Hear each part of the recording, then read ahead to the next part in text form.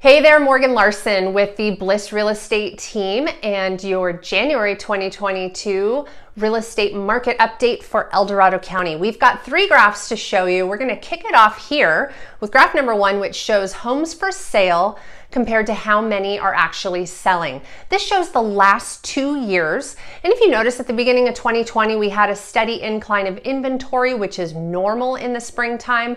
Then COVID hit and we had a sudden drop in inventory and a sudden rise in buyer interest.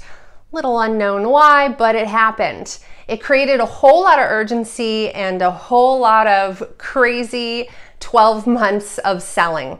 And so you can see that the trend actually continued, that more homes were selling in our county than were actually for sale. We were sucking up back inventory is what was happening.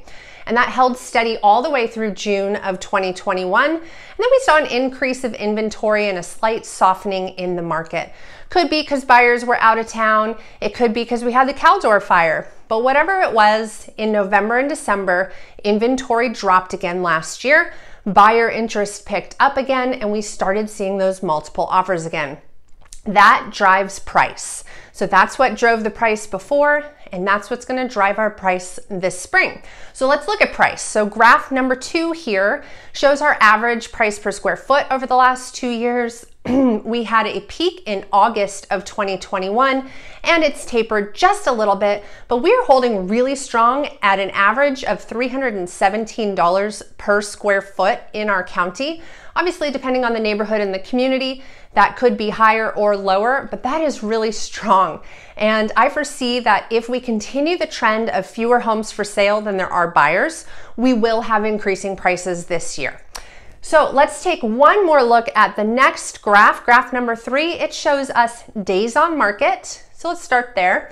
Days on market was at about 2.5 weeks on average over the summer. That's great, of course, because that means that most homes are selling in a couple days and there's a few homes that are taking about a month.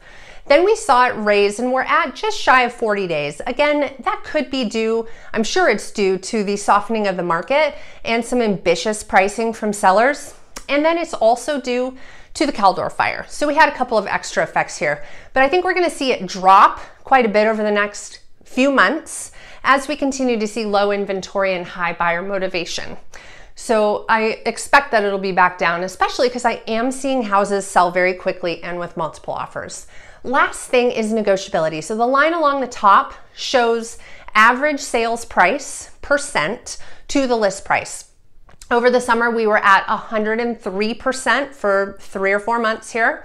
And that means that homes were selling on average 3% above what they were asking. We're now at 97%. Still great. It does mean that we had some overly ambitious pricing, and so buyers are negotiating their price down.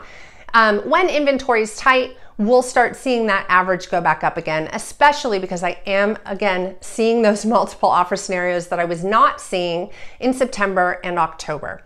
So that is our update for the month. If you have questions about your particular situation, whether you're looking to buy or sell and see how this affects you, give me a call, reply to this email, or send me a DM, and let's get that conversation started. Bye for now, guys.